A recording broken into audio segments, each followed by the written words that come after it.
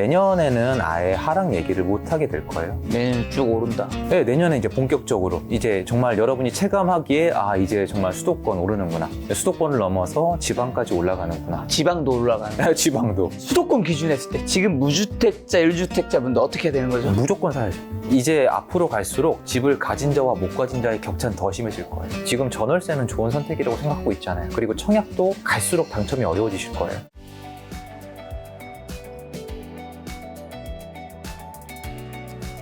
자, 얼음공장에 굉장히 오랜만에 나와주셨는데 그 사이 부동산이 이제 2021년 11월쯤에 고점 찍고 한 2년 정도 하락을 했었는데 얼음공장님도 좀 힘든 시간을 보냈을 것 같은데 어떤 시간 좀 보내셨는지. 시장이 제가 체감하기에는 22년도 7월부터 이제 무너져 내리기 시작을 했고 7월 이전에 한 6월 달부터 이미 전세 시장도 무너지기 시작을 했고 그런 다음에 뭐 지역별로 편차가 있지만 지금까지도 뭐 회복이 된 시장이 아니죠. 지금 언론에서 얘기하는 회복은 제가 주변에 상담을 해보면은 그 회복됐다는 아파트를 가지고 있는 분은 퍼센테이지로 따졌을 때 전국으로 따지면 1%? 아, 진짜요? 네.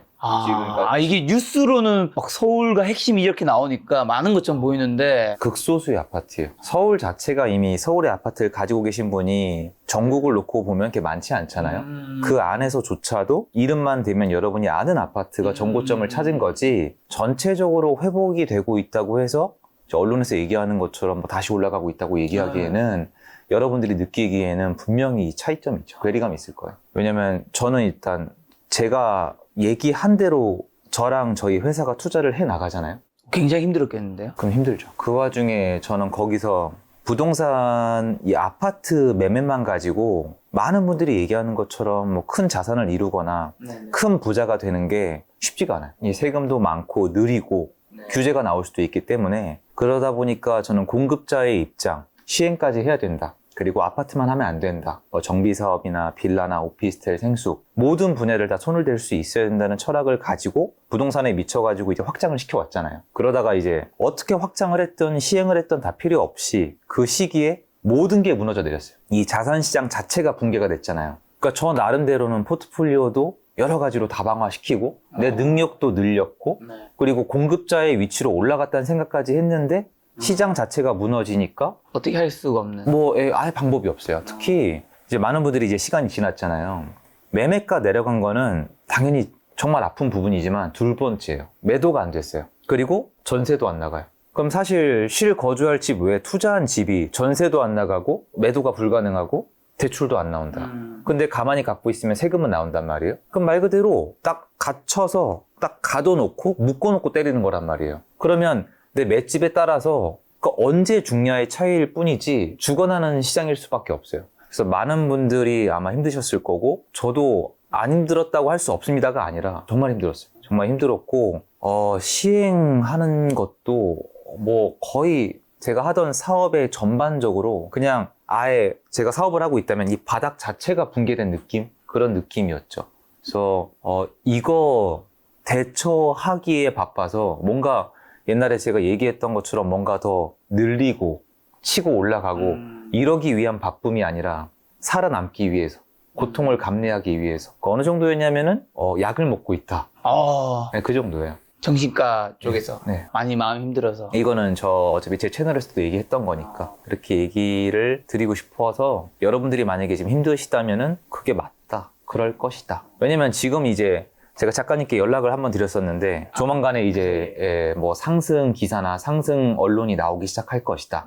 왜냐면 제가 더 빠를 수밖에 없으니까. 현장에 계시니까. 네, 근데 그런 얘기가 나와봤자 왜냐면 언론에서는 지금 다 올라가는 것처럼 얘기하잖아요. 그렇지가 않다라는 거죠. 왜냐면 전반적으로 시장이 회복이 되고 시장이 정상화가 됐으면은 제가 지금 체감이 되고 제가 아무리 힘들었다 한들좀 많이 회복을 시켜서 말씀을 드릴 텐데 지금 그런 시장이 아직 아니라는 거죠. 그거 정말 죽어났다, 힘들었다, 네, 이렇게 말씀드리고 싶어요. 자, 그러면 지금 최근에 정부에서 88 부동산 정책 발표했잖아요. 요거 그러면 이제 핵심 요약 한번 해주시면서 또 시장에 계시니까 이게 시장에 어떤 영향을 줄까요? 일단 지금 시장 반응은 제가 평가했을 때는 역작용. 역작용. 예, 왜냐면 88 대책 요약하면 한 3가지 정도 추리면 되거든요.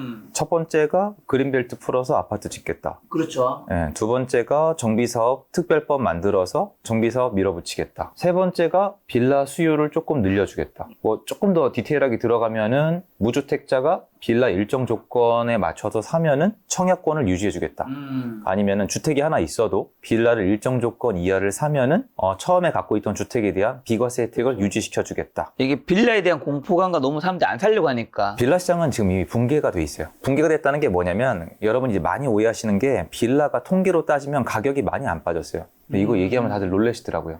KB 발표 자료를 보면 아파트가 많이 박살이 난 거지 연립주택, 빌라를 포함한 연립주택은 생각보다 많이 내려가지 않았어요. 왜 그러냐면 버티는 애들이 있거든요. 땅값이랑 좀 좋은 데는 버텼는데 버틴 게 아니라 거래가 안 됐어요. 그러니까 무너진 데가 따로 있어요. 그리고 빌라는 아파트처럼 실거래가가 이제 하락이라고 딱딱 찍히기가 좀 애매합니다. 동일 물건들이 여러 번 거래가 되는 게 아니다 보니까. 근데 왜 망가졌다고 하냐면은 가보면은 빌라가 있는데 거래가 막혀 있어요. 그러니까 이 세입자분이랑 집주인이랑 문제가 터져가지고 세입자분이 여기 갇혀 있는 거예요. 그럼 이건 매매도 안 되고 전세도 못, 그러니까 그냥 눈앞에 빌라가 있는데 이용 불가능한 거예요. 아니면 임차권 등기가 돼 있다던가 이런 식으로 거래 자체가 빠그라져 있죠. 그런 시장인데 지금 그린벨트 풀어서 짓는 거 엄청 오래 걸리겠죠. 그렇죠. 최소 몇 년은 걸리는 거니까. 10년 이상. 그리고 그린벨트를 푼다는 거는 정말 공급이 부족하고 정말 방법이 없다는 거잖아요. 예, 역사적으로 봤을 때 그린벨트를 푼다는 건 되게 필살기를 쓰는 느낌 같은 거거든요. 공급이 부족하니까. 예, 근데 아까 말씀드렸지만 시장이 지금 전반적으로 상승하고 있는 게 아니란 말이에요. 그러니까 올라가는 아파트, 강남 3구, 용산, 아니면 뭐 해봤자 마포, 성동, 뭐 강동, 뭐 아니면 경기도로 가면 과천이나 성남 이렇게 여러분들이 다 이미 인정하는 좋은 급지의 좋은 아파트만 올라가고 있는데 갑자기 대뜸 그린벨트까지 풀어가지고 공급을 넣겠다. 그러면 이게 시장이 좀 안정화되고 있거나 아니면 예를 들어서 하락하는 곳들이 많으면은 여러분이 느끼기에 그러면 그린벨트 푼다 그러면 사람들이 조금 경각심을 느끼거든요. 야, 지금도 시장이 별론데 앞으로 더 짓는구나. 이거 이제 안 되겠구나 생각이 드는데 지금 시장이 갈 때만 가고 있고 전반적으로 회복세인데 그린벨트까지 푼다고 하면은 아, 정부가 지금 시장을 되게 심각하게 보고 있구나 라고 느낄 가능성이 있는데 이거는 이제 발표가 나오고 살펴봐야 되는데 지금 그런 분위기로 가고 있어요. 그러니까 첫 번째로 현실성이 떨어져요. 시간 타이밍상. 오래 걸릴 건데 그린벨트가 풀면 또 부작용도 있잖아요. 토지에 대한. 또 이런 부작용 얘기도 나올 건데 사람들은 아, 공급이 진짜 부족한가 보다 라는 인식 방향으로 가고 있어요. 현장은. 근데 이게 당장 아파트 가격을 뭐 올린다 내린다 얘기하기에는 좀 애매하죠. 그리고 두 번째로 정비법은 그린벨트만큼 불투명한 게 이거는 법을 바꾸는 게 아니라 법을 새로 만드는 거거든요. 특별법을. 그러면 당연히 야당을 설득을 해야 돼요. 근데 지금 여당, 야당 간의 대화가 잘 안 통하는 분위기고 정치 얘기까지 갈 필요는 없습니다만 실제로 현실성이 좀 떨어질 수가 있죠. 그리고 정비사업은 이미 시장에서 드러나고 있는데요. 구축 가격이 올라가면 정비사업은 가는 거고 구축 가격이 못 올라가면 정비사업은 못 가요. 왜냐면 정비사업 자체는 이거를 사람들이 되게 안 좋게 생각하지만 돈 벌려고 하는 거거든요. 조합이 돈 벌고 싶어서 시공사를 끼고 새로 짓는 거란 말이에요. 근데 이 돈을 벌 수 있다는 기준은 인근의 구축이나 신축이에요. 그러니까 기존에 지어진 주택 가격이 올라가고 있으면 정비사업은 가는 거고 기존의 주택이 가격이 못 올라가고 있으면 정비사업은 못 가는 게 현대사회의 어떤 팩트란 말이에요. 근데 구축이 지금 가고 있는 곳들은 정비사업이 어차피 알아서 갑니다. 근데 구축 가격이 못 올라가는 것들은 어차피 못 가거든요. 그러니까 법을 바꾼다는 문제가 아니라 지금 정비 특별법을 만들어서 밀어주게 되면은 이미 사업성이 나오는 좋은 입지는 호재예요. 이거 자체는 호재가 맞죠, 주택시장에.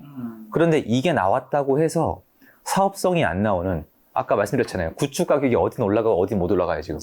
올라갈 때만 올라가고 있잖아요. 그럼 못 올라가고 있는 데는 이제 또 못 가요. 그럼 정비 사업조차도 양극화가 생기죠. 이미 구축이 비싸지고 있고 잘 가는 데는 이 정비 사업이 갈 것이고, 구축 가격이 못 올라가고 있고 이게 별로 힘을 못 쓰고 있는 데는 또 못 갈 것이고, 이렇게 한계성이 있어요. 현실성도 아직은 떨어지고 한계성을 가지고 있죠. 그리고 빌라 시장은 지금 그 정도로 활성화시키기에는 택도 없죠. 시장 자체가 완전히 붕괴가 됐는데 그 와중에 지금 임대사업자 얘기를 또 하고 있어요. 6년짜리 단기 임대 얘기를 하고 있는데 기존 임대사업자 분들이 지금 생존이 불가능한 상황에서 새로운 임대사업자 양성을 하려고 하면은 아까 그런 똑같아요. 첫 번째, 두 번째랑.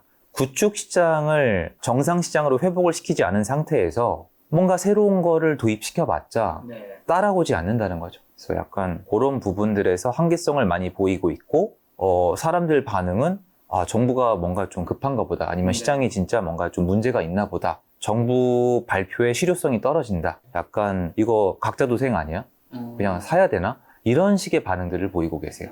근데 그 부동산 정책도 사실은 이게 안 먹히면 그 다음에 또 발표되고 하면서 이게 누적이 되잖아요. 그쵸. 누적이 되면 그렇게 좀 힘을 발휘하지 않는지도 궁금하고, 그럼 앞으로는 부동산 정책 정부가 또 이런 식으로 더 펼쳐나가지 않을까요? 가능하죠. 그러니까 과거 정권 예를 들면은 네. 2017년도에 파리 대책 나왔잖아요. 파리 대책 나왔을 땐 효과가 얼마 못 갔어요. 그러니까요. 그러다가 2018년도에 9.13 대책 나오고 조금 몇 달 있다가 헬리오시티 입주하면서 시장이 잡혔단 말이에요. 한 6개월에서 8개월 사이 정도 잡혔는데 정책이 연속성이 있고 시장에 영향을 가할 정도로 누적이 되는 건 가능해요. 현재 정부도 충분히 가능합니다. 예를 들어서 대출을 많이 활용을 하잖아요. 현 정권이. 네. 전세자금 대출을 막아버리거나 아니면 뭐 DSR이랑 같이 엮어버리거나 강력한 수요 억제 정책을 쓰게 되면은 시장이 또 위축이 될 거예요. 근데 이런 식으로 발표를 하겠습니다라는 거는 누적은 되겠지만 시장의 신뢰도를 더 떨어뜨릴 가능성이 높죠. 그러니까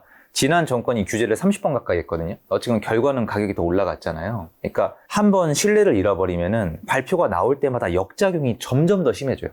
그러니까 반응이 없는 게 문제가 아니라 역작용이 점점 더 심해지는데 이번 발표는 저는 안 하는 게 맞았다고 생각을 하거든요. 저도 그렇게 말씀을 많이 드렸는데 이미 했잖아요. 근데 이게 작가님 말씀대로 맞는 방향으로 개선이 돼서 시장에 맞게 점점 변하면은 누적이 되고 언젠가는 누적이 돼서 효과를 내겠지만 잽을 계속 맞으면은 데미지가 쌓이잖아요. 근데 애시당초 맞지 않는, 잽이 들어가지가 않는, 맞지 않는 엉뚱한 펀치를 하게 되면은 때리는 사람 체력만 떨어지는 거잖아요. 그런 식으로 시장이 산으로 가겠죠. 역작용이 더 심해지거나. 전 그렇게 평가하고 있습니다. 자, 아까 전에 이제 일부 지역에 일부 아파트들이 많이 오른 거라고 하셨는데, 서울 집값 같은 경우 전고점 95%까지 회복한 상황이라 하는데 어떤지랑, 올해 그러면 1월에서 7월 수도권만 네. 부동산 집값 상황이랑 요즘에 수도권에 계신 사람들의 심리는 좀 어떤 편인가요? 냉정하게 현장에 있는 저로서는 전 시장이 이제 예전에 금리가 급등하고 그때 막 전쟁 터지고 난리도 아니었잖아요. 그때 이후로 한동안 몇 개월 동안 한 6개월 정도는 제 스스로 시장을 다시 판단하는 시간을 가졌거든요. 어쩔 수가 없죠. 저도 생존을 해야 되는데 이게 뭐 시장 자체가 뭐 안 되는 거예요, 뭐가. 너무나도 시장이 공포감에 젖었었고, 그래서 판단을 하고 나서 그다음부터는 제가 일정 시점이 됐을 때 많은 분들이, 대부분의 분들이 아직 힘드시겠지만 그래도 내 집 마련 고민하시는 분들이 전 주변에 계속 있어 왔단 말이에요. 그분들이랑 뭐 제 채널에선 얘기를 많이 했었는데, 제가 잠시를 여기 아파트를 사셔야 된다. 물론 그때 그 얘기했을 때 쌍욕 많이 먹었어요. 근데 그럴만 하잖아요, 사실 상황이. 제가 잠시를 사야만 한다. 이 정도면 진짜 사는 게 맞다라고 말씀드렸던 게 이제 와서 말씀드리는 거예요. 그 당시엔 얘기도 못 꺼냈는데 22년도 11월이에요. 그러니까 제가 이 얘기를 왜 꺼냈냐면 여기 연관이 된 게 완전 바닥대 아닌가요? 바닥이죠. 엘스가 18억대였으니까.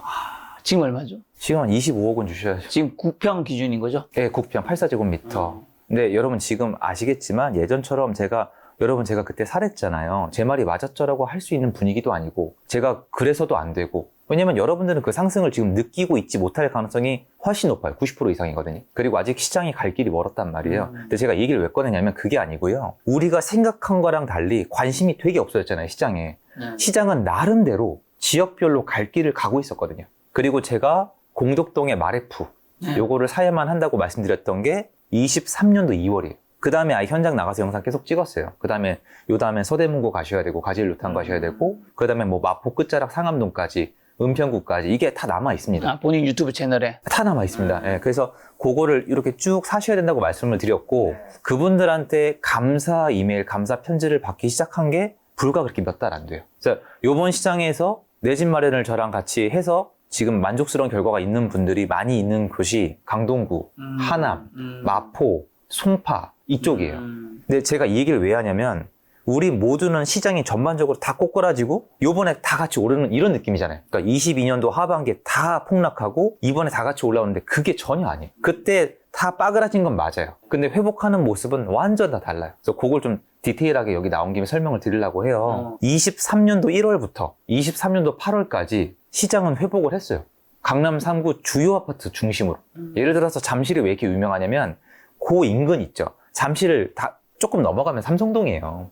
말이 잠실이지. 그렇죠. 여기 딱 넣는. 예, 아주 좋은 입지잖아요. 그런 게 약간 핵이 되는, 코어가 되는 그 사람들이 수요가 몰려드는 곳들이 이번에 몇 군데가 생겨났었어요. 요번에 상승할 때 코어는 성동구예요, 사실은. 성동구. 예, 지금은 코어가 강동구로 잠깐 옮겨갔었죠. 그러니까 특정 단지에 거래가 쏠리는 거예요. 거기를 중심으로 인근이 23년 1월부터 8월까지 가다가 거래가 다시 꺾였어요. 그때 미국 국채 얘기도 있었고, 아무튼 시장 자체가 수요가 가다가 연결이 안 됐어요. 이때 사신 분들을 파악을 해보면은 전국적으로 그냥 이 정도면 저점이니까 집 한 채 사놓자. 나나 내 자녀.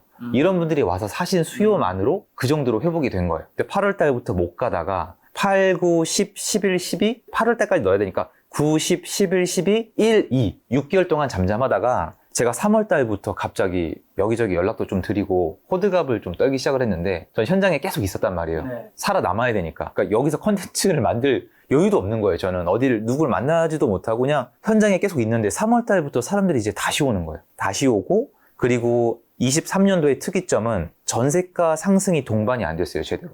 그러니까 사람들이 그냥 집을 순수 매수 심리로 산 거예요.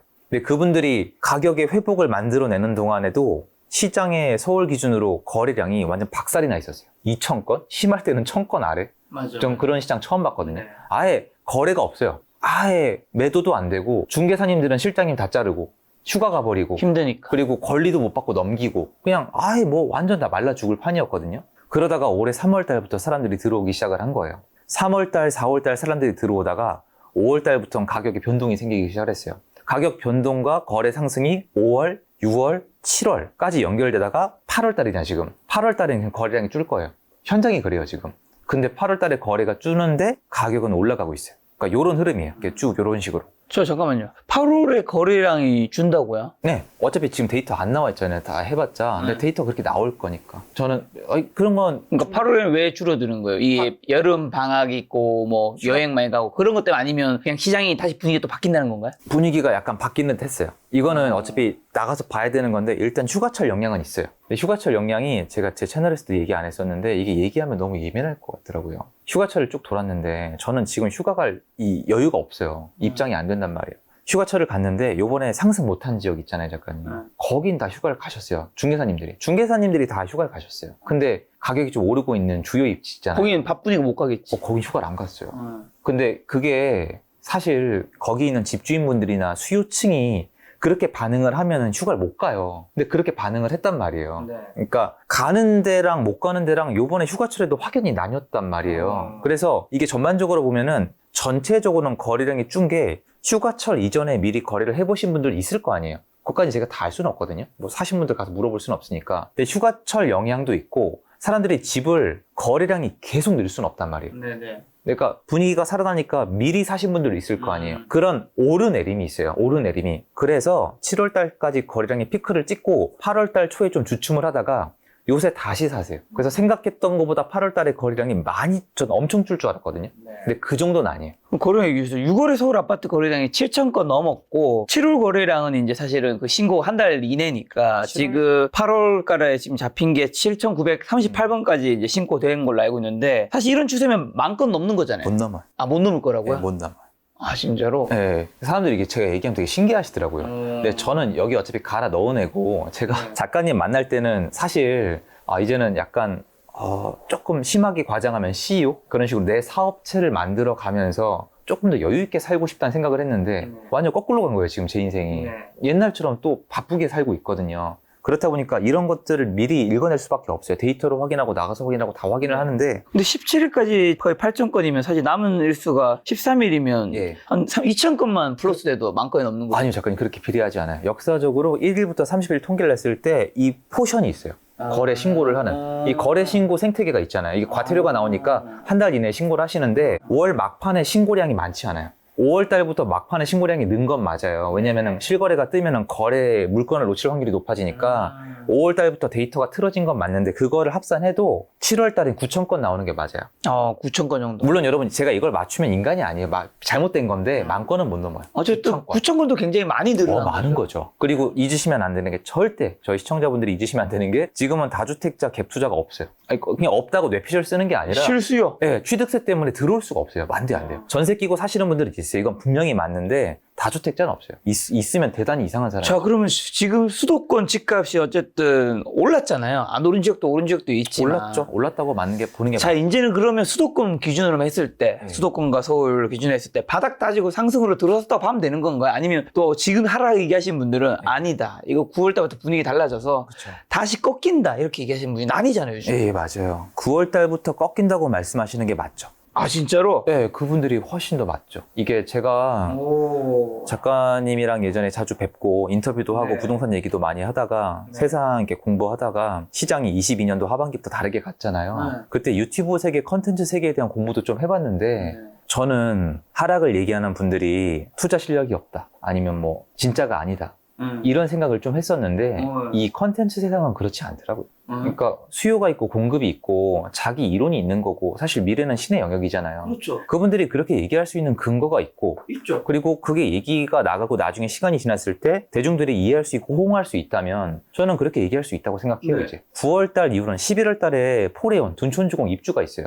이게 역사에 남을 입주장이에요. 11월 달 말인데요. 12,000세대 강동구 대장 아파트가 역사에 남는 거예요. 잠실처럼 한 번에 입주합니다. 그럼 11월 달 입주면은 역사적 통계를 봤을 때 11월 달 2달 전 9월 달부터 영향권에 있는 게 맞아요. 그러면은 이제 9월 달 데이터 언론은 10월 달에 나올 거니까 9월 달부터라고 말씀하셨지만 이분들이 데이터 쓸 건 10월 달에 나온단 말이에요. 10월 달이면 둔촌주공 입주장 아니에요. 그러면 9월 달부터는 시장이 흔들린다고 얘기하는 게 맞죠. 굉장히 스마트한 발언이라고 생각을 해요. 그러면 오른 공장님은 어떻게 보시는데? 그거 입주장 지나가죠. 네, 둔촌주공 아파트 인기 많잖아요. 그러니까 헬리오시티 입주장을 분석해 보면은 제가 요새 그걸 분석하러 다니고 있는데 분석이 끝나진 않았어요. 아직 시간이 좀 남았기 때문에 저는 당연히 시장에 영향은 미치겠지만 영향이 우리가 상상하는 것만큼 엄청 크진 않을 거라고 생각을 하고 있고요. 다녀보면 둔촌주공 입주 기간에 아파트 매수를 노리는 분들이 너무 많아요. 그렇게 말씀하신 분들 덕분에 그럼 그분들의 수요가 대기가 돼 있잖아요. 그럼 그분들이 실망을 했던 계획대로 하시던 간에 대기 수요가 있으니까 수급적으로 파악했을 때 기대하는 것만큼의 입주장의 파괴는 없을 거라고 판단하고 있어요. 일단은. 그럼 그 시기를 지나고 난 다음에 그 하락 얘기하시는 분은 계속 내년에도 계속 떨어진다 얘기하시는 건데 지금 어른 공자님은 그 시기 때 약간의 주춤은 있었지만 더 올라간다고 보는 건가요? 주춤 끝나면 이제 시작이죠, 여러분. 얘가 입주장이 내년에 한 3, 4월까지 영향을 미치겠죠? 네. 헬리오시티가 길게 펼쳐놓으면 8개월 갔으니까 둔촌주공 지금 분위기를 감안해도 6개월에서 8개월 잡는 게 맞단 말이에요. 네. 그러면 9, 10, 11, 12, 1, 2, 한 길면은 한 3, 4월까지. 한 3, 4월까지 끝나고 나서 이제는 전세시장 문제도 있으니까 이제 본격적 회복 그리고 상승장으로 가겠죠. 내년에는 아예 하락 얘기를 못 하게 될 거예요. 아, 진짜요? 예. 내년에 쭉 오른다. 네, 내년에 이제 본격적으로 이제 정말 여러분이 체감하기에 아 이제 정말 수도권 오르는구나. 수도권을 넘어서 지방까지 올라가는구나. 지방도 올라가는 거. 지방도. 저 이것 때문에 요새 미친놈 소리 듣고 다니고 있어가지고. 근데 이번에 말씀하신 대로 서울에 그 경기도의 핵심지 특히 뭐 강남 3구 같은 데가 많이 올랐던 이유는 뭐예요? 왜 지방은 안 오르고 이게 똘똘한 한채 현상 때문인 건가요? 그쵸. 그 작가님 채널에 나온 제 목표 중에 하나가 이거예요. 네. 제 채널에 박제해 놔봤자 어른공병 쟤는 원래 저런 애라고 생각을 많이 하시니까 25년도에 대한 전망을 여기 박제를 해놓으려고 나온 거예요. 25년. 25년, 26년. 25년부터 본격적으로 시작될 거니까. 지금은 지금은 그리고 상승이라고 얘기하기에는 이건 상승이 아니에요. 왜냐면 집을 가진 분들이 상승이라고 전혀 느끼고 있지 않아요. 전반적으로. 회복. 그게 소외된 지역 말고 가지고 계신 분들도 회복이라고 느끼세요. 상승이라고 느끼는 분들은 뭐 성수동이나 아니면 서초, 그러니까 반포나 강남이나 아니면 잠실 정도가 상승한다라고 조금 왜냐면 정고점에 사신 분들은 많지 않잖아요. 그렇죠. 그러니까 그분들은 상승이라고 말씀을 하시는데 그 외의 지역분들은 아직 아니에요. 심지어 강동구 분들도 기존에 집을 갖고 있던 분들이 상승한다고 말씀하진 않으세요. 이제 회복 좀 했어 라고 생각해요. 왜 그러냐면 주식이랑 다르게 부동산은 1년 동안 본전이면 무조건 마이너스예요. 세금 내죠, 이자 내죠, 세입자분 있으면 이분한테 또 관리도 해야 되잖아요. 살 때도 치스 내야 되지. 그럼요. 부동산은 올라야 본전이란 말이에요.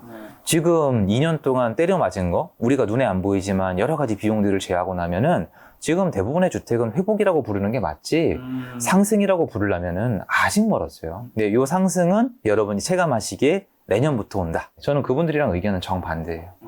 근데 최근 몇 년간 부동산 시장이 이제 변동성이 좀 심했잖아요. 심했죠. 왜 이렇게 심해진 거죠? 금리 급등, 금리 급등으로 통한 경제 시장의 전반적인 파괴, 그리고 무엇보다 전세 시장의 파괴.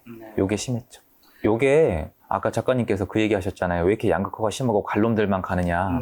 요거는 제가 집중적으로 좀 분석을 하고 다녔었거든요. 이번 시장의 하락을 보면은 대출발이에요. 일단 30번에 가까운 규제가 쌓였죠. 그리고 정권 말기에 21년도 말에 대출을 중지를 시켰어요. 그러니까 대출을 중지시키고 20년도에 임대차 3법 때렸죠. 21년도에 대출 중지시켰죠. 그리고 22년도에 전쟁 터지고 금리가 급등하는 그 연쇄작용이 났단 말이에요. 그러면 수요자 입장으로 들어가 보면은 전세로 살던 분들은 전세가 3억인데 진짜로 6억이 됐어요. 그럼 전세자금 대출을 잘 썼단 말이에요. 3억이 6억 된 것도 짜증나는데 전세 대출 이자가 내가 차감하기 2.5배 정도 올랐어요. 그럼 내가 한 달에 내는 돈은 총 5배가량이 는 거예요. 그럼 이거는 낼 수 있는 게 아니란 말이에요. 그래서 이 사람들은 두 가지 초이스로 나뉘어요. 전세요 있잖아요. 전세를 포기하고 월세로 가시거나 아니면 급지를 바꿔버린 거예요. 빌라로 가시거나 오피스텔이나 생숙. 이래서 고시텔, 고시원까지 가격이 다 올라갔거든요. 전국의 모든 주거용 상품이 다 올라갔단 말이에요. 그러니까 사람들이 기존에 있던 아파트 매매 전세 시장에서 이탈을 한 거예요. 수요 자체가 이탈, 아예. 근데 전세 수요가 이탈했다고 얘기하기 좀 애매한 게 뭐냐면은 전세 거래량은 조금 늘었어요. 그러니까 전세가 가격이 내려가면서 거래가 유지됐다는 건 임대인들이 죽어났다는 뜻이에요. 어쩔 수 없이 저가의 전세를 넣었다. 그럼에도 불구하고 사람들은 월세 시장으로 떠났다는 거예요. 아니면 비아파트 시장으로 떠났거나. 그러면 이게 결론이 나온 게 대출, 전세를 끼고 있던 시장의 붕괴가 더 심했다는 거예요. 그러면 매도인 입장과 매수인 입장이 있잖아요. 매도인 입장에서는 아까 제가 말씀드렸잖아요. 갖고 있으면 세금 나와요. 매도 안 돼요. 전세 안 나가요. 뭐 사고 터지면 대출도 안 나와요. 플러스 알파로 전세 사기 단어 들어왔잖아요. 방법이 없죠. 던져야 돼요. 체력이 안 되니까 던진단 말이에요. 근데 작가님이 말씀하신 짱짱한 아파트들, 거길 가지고 계신 분들을 분석하면 어떻느냐. 심지어 이분이 다주택자여도 뭐를 먼저 팔까요? 자, 내가 잠실에 아파트 갖고 있고 여기 해당되는 분들은 죄송하지만 그냥 좀 설명을 위해서 내가 잠실에 아파트 한 채 갖고 있고 상계동에 아파트 한 채 갖고 있다. 이번 위기에 뭘 팔았을까요? 무조건 상계동을 판단 말이에요. 그러니까 결론적으로 주택을 줄였던 원래 이것만 가지고 있든 간에 체력이 되는 분들은 급하게 던질 이유가 상대적으로 현격하게 적어요. 그러면 반대급부를 봐요. 매수인 입장에서. 매도인이 급하게 판 이유가 대출 안 나오고 전세 안 나가고 매도가 안 되기 때문이잖아요. 그런데 이게 이렇게 힘든 이유가 이거를 사는 분들이 세입자이거나 대출을 끼고 산단 말이에요. 반대급부로 보면은. 그러면 내가 대출을 많이 활용해야만 하거나 아니면 세입자가 아파트를 주로 이제 전세가가 올라갈 때 사던 지역들은 매수세도 약한 거예요. 매도인은 던져야 되는데 매수인은 들어올 이유가 없는 거예요. 차라리 월세로 가버리죠. 근데 반대급부로 갖고 있는 사람이 체력도 좋아요. 그리고 애시당초 대출의 영향을 제한적으로 받아요. 그리고 뭐 예를 들어서 아까 말씀드린 것처럼 전세입자에 대해서도 이 아파트 좀 수요가 많거나 전세입자분이 만약에 전세금을 빼달라 그래도 빼줄 체력이 된다고 쳐봐요. 예를 들어서. 그럼 반대급부로 살라는 분들도 이런 분들이란 말이에요. 대출이 별로 필요 없거나 아니면 전세로 살다가 넘어가는 게 아니라 전세가 아니라 매매를 원하는 지역들. 오래 살고 싶은 지역, 주요 지역, 에셋파킹, 부자들의 동네? 이런 데들은 매도인들은 급매로 던질 마음이 상대적으로 적은데 수요자들은 튼튼한 수요가 들어올 수 있는 지역들이란 말이에요. 그럼 이런 지역들은 가는 거고 나머지 지역들은 못 간단 말이에요. 그러니까 철저하게 지금은 현금, 돈에 대한 체력이 얼마나 있는가 라고 이제 규정을 지을 수 있는 시장이 돼버린 거예요. 그래서 무서운 게 지금 반등한 주요 지역들 있잖아요.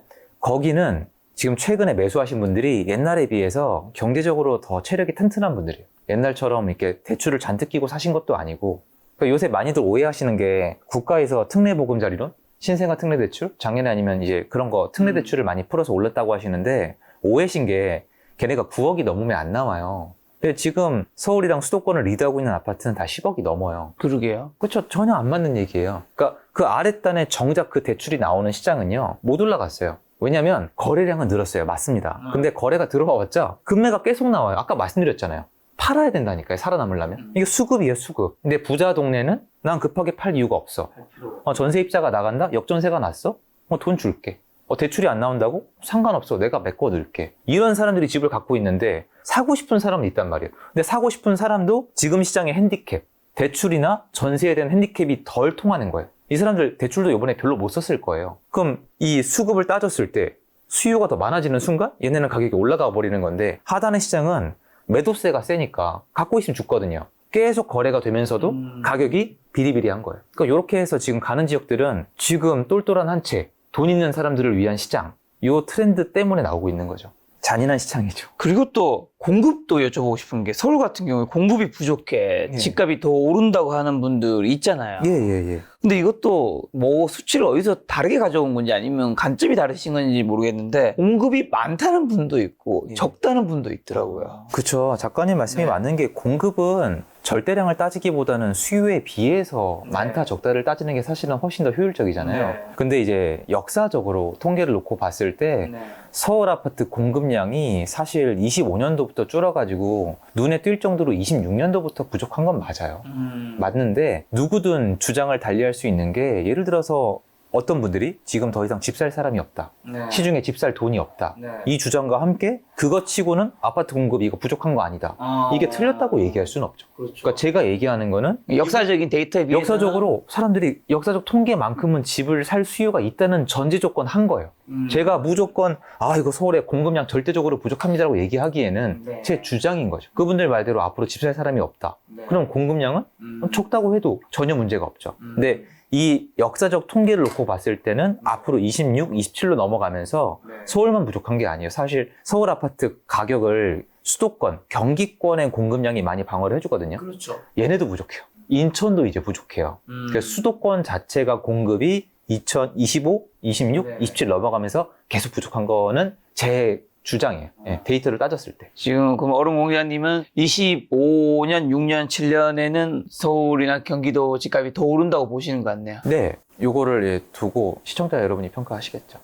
전 그렇게 보고 있습니다. 저 요즘에 또 청약이 굉장히 뜨겁던데 시세차에 기대할 수 있는 아파트 청약으로 인해 청약 경우에 예상 대기 시간이 뭐 40시간 등 접속 지연까지 벌어졌다고 하는데 이런 현상은 좀 어떻게 보세요? 그냥 이제 받아들이고 있어요. 한국은 이렇게 돌아가는 국가다. 그러니까 로또, 그러니까 아파트를 투자하는 거는 나쁘지만 로또를 바라는 거는 괜찮은 세상이 돼버린 거죠. 이거에 대해서 몇 가지 좀 말씀을 드릴게요. 로또 청약이 만들어진 이유 자체가 사람들은 이제 이걸 생각을 안 하는 거예요. 왜 로또 청약일까? 로또 청약이면 분명히 이 돈이 예를 들어서 20억 로또 청약이 이번에 나왔잖아요. 말이 20억이지 크잖아요.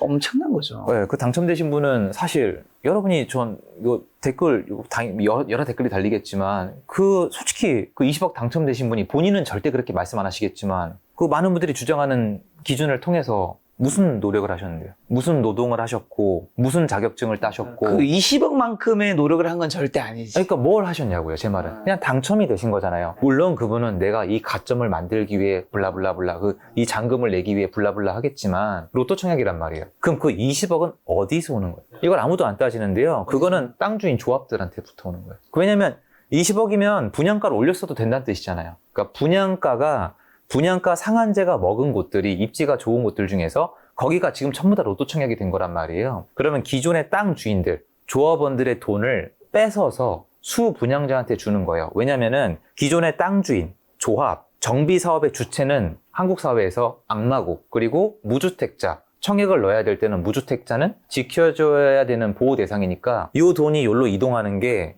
정의로운 거니까 이렇게 하는 거예요. 그리고 저도 이제 가끔 이제 상담을 해드리면 전세 사기 당한 분들 심각해요 지금. 이 전세 사기는 앞으로 터질 게 한참 남았거든요, 여러분. 그리고 이거는 여러분이 조심한다고 피할 수 있는 게 아니에요. 돈 갖고 날리면 끝이란 말이에요. 근데 제가 해봤거든요. 잠깐요. 전세 사기가 좀 문제가 있으니까 집을 사셔라. 근데 아예 그냥 전세 사기 터진 거는 여러분 생각이 맞아요. 전세 사기꾼이 얘네가 죽일 놈들이죠. 그렇죠. 얘는 잡아 쳐넣어야죠. 얘는 뭐 얘기할 가치 인간이 아니에요. 전 그 얘기를 하고 있는 게 아니란 말이에요. 전세 사기 리스크에서 벗어날 수 없으니까 월세로 가시거나 집을 사라 라고 말씀을 드렸는데 이거는 전부 다 욕이 도배가 돼요. 띄워서 네가 탈출하려 그러냐, 네 집을 팔라 그러냐 이런 얘기밖에 없고, 그럼 전세 사기 당한 분들은, 전세로 살라고 얘기한 분들은 아예 책임이 1도 없고, 지금 얘기해도 억지로 들리실 거예요. 전세로 살아도 된다, 전세로 살아라고 밀어붙인 국가나 사람들은 전혀 1도 아예 연관이 없고, 전세 사기친 사람이 100% 잘못이고, 집 사라 그런 사람은 악마고, 이렇게 돌아간단 말이에요. 근데 전세로 이제 사시는 분들이 왜 그렇게 사시냐면 청약권을 지키기 위해서요. 제가 상담을 해보면 청약 하나 왜냐면 인생 역전할 길이 없잖아요. 로또 청약이잖아요. 그거 하나 보고 빌라에서 버틴 건데 전세금을 잃어버렸다고 말씀들을 많이 하세요. 당연히 잘못됐죠. 근데 제 말은 이게 한국이 이렇게 돌아간다고요. 한국이 일부 주택은 사면 안 되게 만들어놨어요. 매수하면 안 돼요. 청약권이 날아갑니다. 일부 아파트는 사도 돼요.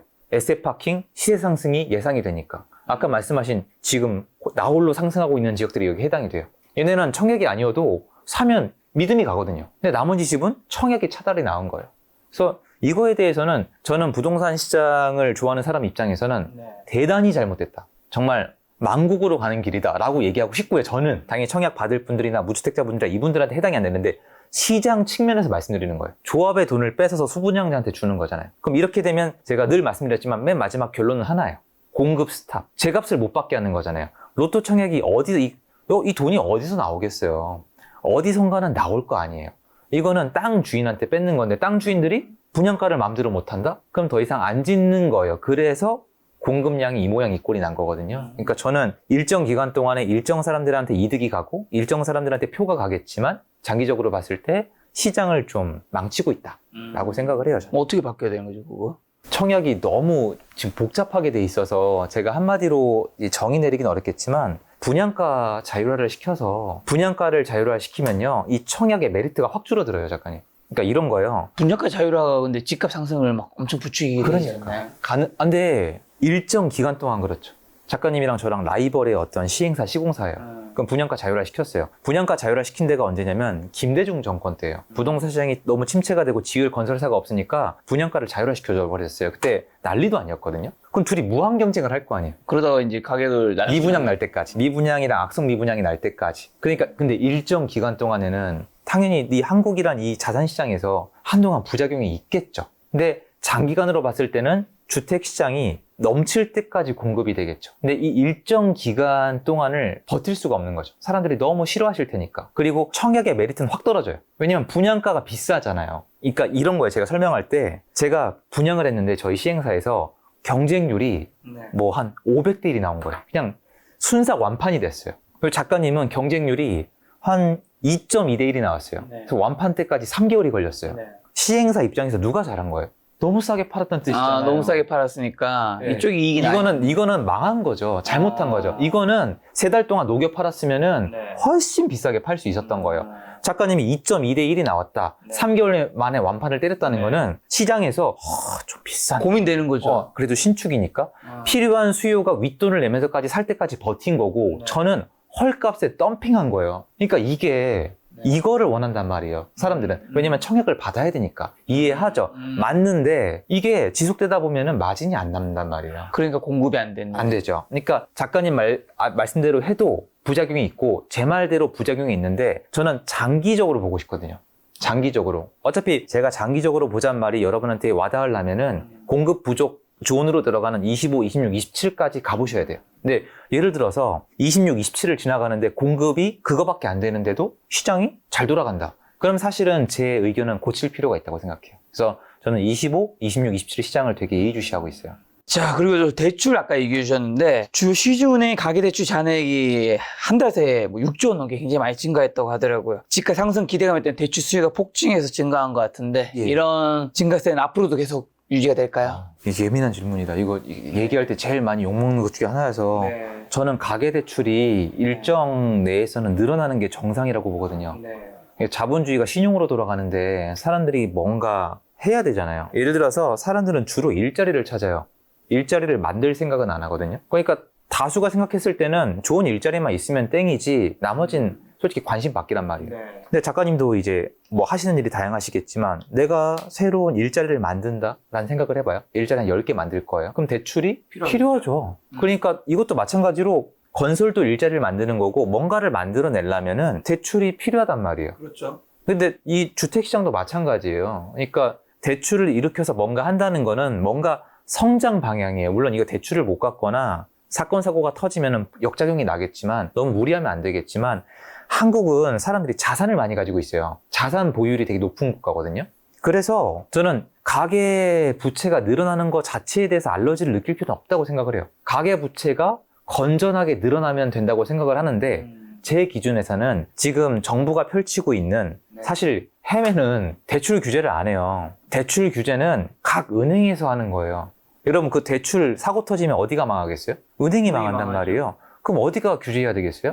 은행이 해야 된단 말이에요. 근데 사람들은 은행이나 시공사, 시행사 이런 데는 전부 다 뭔가 사기꾼들 비슷하게 보시는 면이 없지 않아 있어요. 그래서 자체적으로 규제 시스템을 안 믿으세요. 그래서 정부가 한단 말이에요. 근데 정부가 지금 저는 충분히 하고 있다고 생각하거든요. 전 세계적으로 이렇게 개개인별로 이렇게까지 통제를 해서 대출을 해주질 않아요. 담보 물건이 있는데도, 그런데도 규제하잖아요. 그러면 사실 전 이 정도면 이대로 증가해도 큰 문제 없다고 봐요. 저는. 자, 그리고 아까 전에 말씀하신 대로 이제 특히 강남 3구 같은 경우는 집값이 굉장히 뭐 마용선도 마찬가지고 굉장히 많이 올랐고 굉장히 많이 비싸잖아요. 예. 근데 앞으로도 이제 더 오를 수도 있고 뭐 떨어질 수도 있긴 할 텐데 많은 분들이 주택 가격이 너무 비싸다. 우리 서울도 감당할 수 없는 가격이다. 이런 얘기 많이 하시잖아요. 그래서 서울의 주택 구입 부담지수 PI 뭐 이런 얘기 많이 하시는데 이런 집값에 대해서 좀 어떻게 보세요? 비싸죠. 그래서 떨어져야 된다. 이런 이야기 많잖아요, 진짜. 합당한 얘기죠. 저도 거긴 동감을 하죠. 집 저렴하면 좋은데 현실이 역사적으로 그렇게 지금 굴러가지를 않잖아요. 그러다 보니까 이게 집값이 떨어지려면은 예전에도 다큐에도 나왔었는데 어떤 한 어머님이 이제 반포 주공을 가지고 계신데 집값이 너무 올라서 난 이 집을 가지고 있지만 내 아이들은 여길 떠나야만 한다. 내 아이들이 좋아하는 동네인 반포에서 떠나면 된다. 근데 거기 댓글이 달렸어요. 뭐라고요? 그럼 아줌마가 싸게 파시라고. 그렇게 안 하실 거잖아요.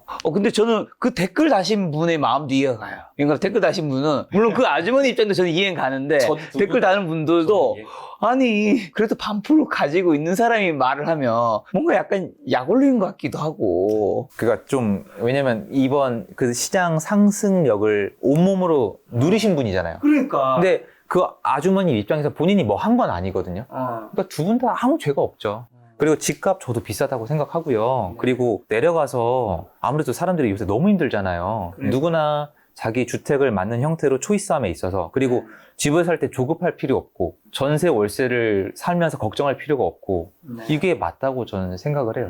저는 어떤 타입이냐면 약간 개인적인 얘기인데 제가 쭉 살아오면서 현실 부정을 해서 좋을 게 없더라고요. 제가 이렇게 됐으면 좋겠다, 이랬으면 좋겠어. 예를 들어서 제가 좋아하는 이성이 있는데 나는 심성이 착하고 나쁜 짓을 한 적이 없으니까 나랑 사귀어주고 결혼해줬으면 좋겠다고 해봤자 그 여성분은 분명히 멋진 남성을 만나셔야 되고 그럴 자격이 있단 말이에요. 근데 그 멋지다는 남성도 사실은 분석해보면 조건이에요. 키 몇, 뭐 어느 동네 어느 뭐를 타고, 외모, 예, 얘기하면은 상스러워 직업. 보이지만 그렇잖아요. 뭐 다 합쳐진 거죠. 예, 불편한 부분이지만 집값이 정책도 있고 정치도 있고 앞으로의 공급, 그러니까 이 시장 자체가 지금 이렇게 돌아가고 있고 더 큰 문제가 있어요. 지금 이렇게 비싸고 감당이 어려운데도 사는 애들이 있다는 게 제일 큰 문제예요. 살 애들이 남아있다는 게 문제예요. 더 큰 문제는요, 지금은 대출까지 막혀 있는데도 산다는 거예요. 너무 큰 문제예요. 제가 상담 사례 중에 기억이 남는 게 포제스 한강. 광진구의 포제스 한강이 평당 1억에 분양을 했어요. 평당 1억이요? 평당 1억, 광진구인데.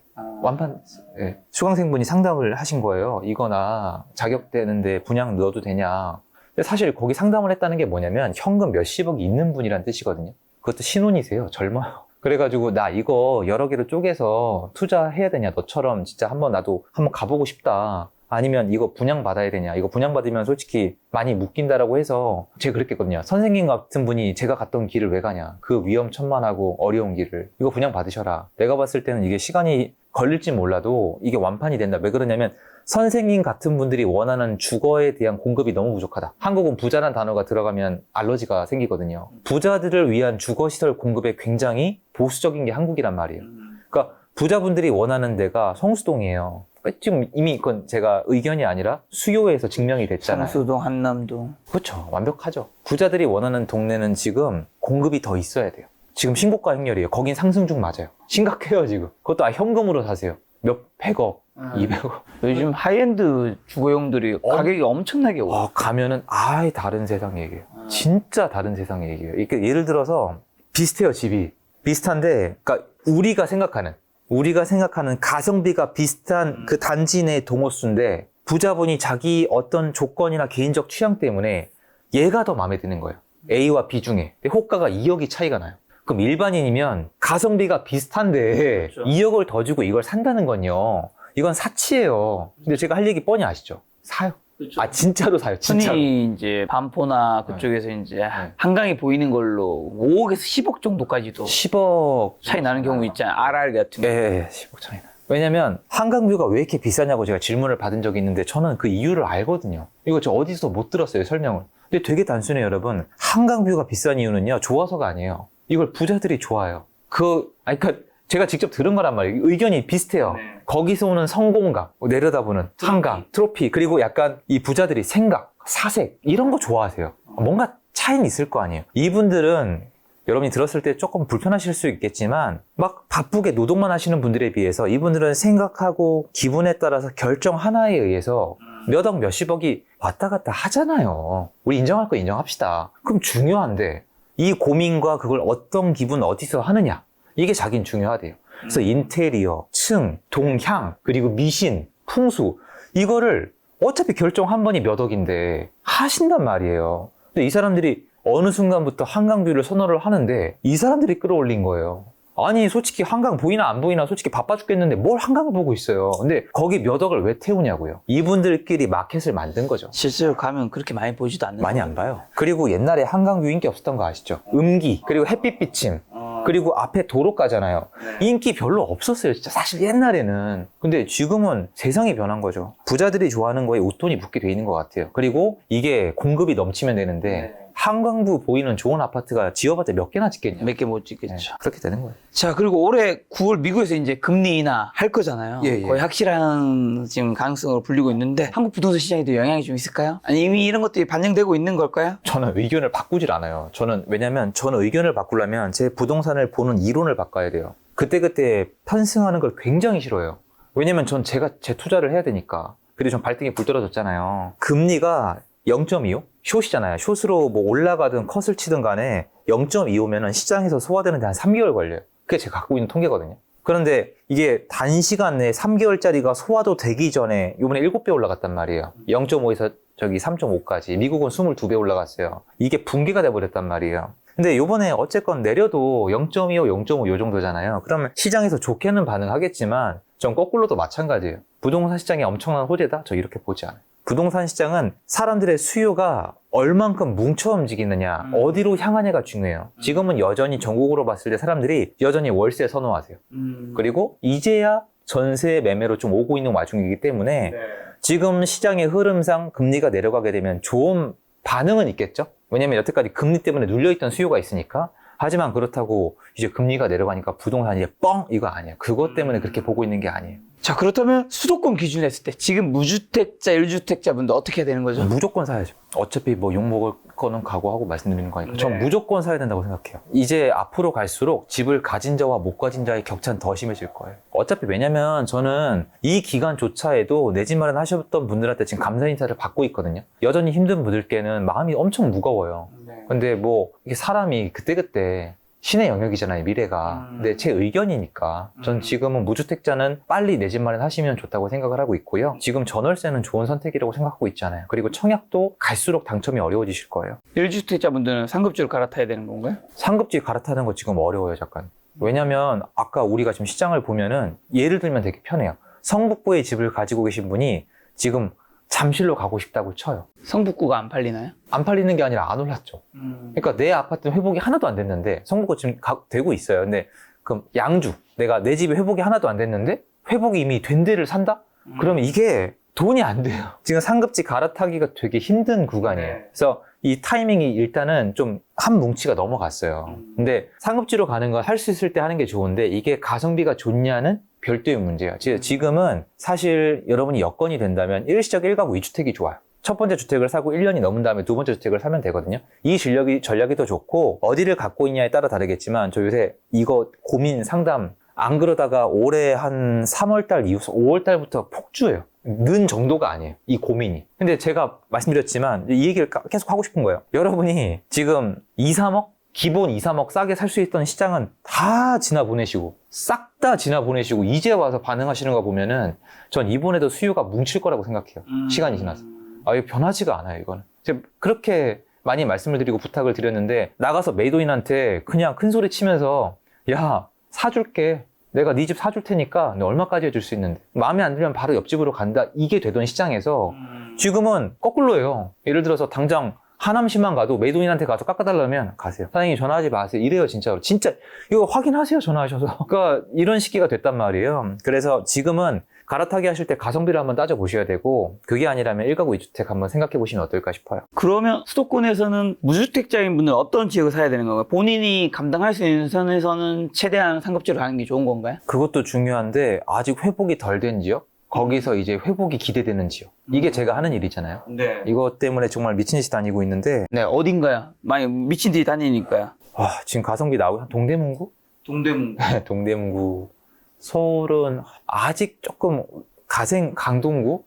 강동구 메인 말고요. 메인은 그리고 강서구? 그리고 전 나중에 성북구 노도강도 괜찮다고 생각해요. 경기도에서는요? 경기도요? 지금 안양시? 의왕시?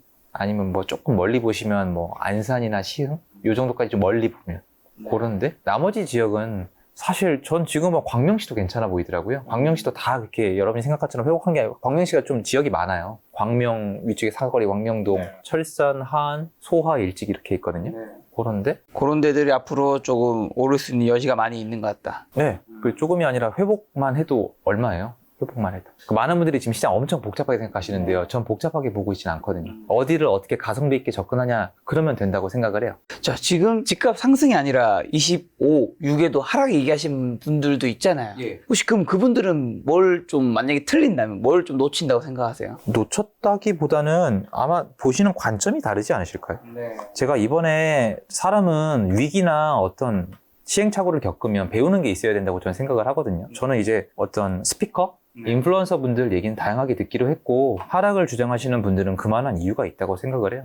그래서 놓쳤다? 아마 저랑 시장 보는 관점 자체가 완전히 다르시지 않을까요? 만약에 25, 6년에 사실 또 시장이 떨어질 수도 있잖아요. 그럼요. 떨어지게 되면 대표님은 뭐가 틀려서 떨어지게 될까요? 수요. 사람들이 집을 죽어도 안 사는 거죠. 아니면은 정부가 나서서 대출 자체를 완전히 빠그라뜨리는 거예요.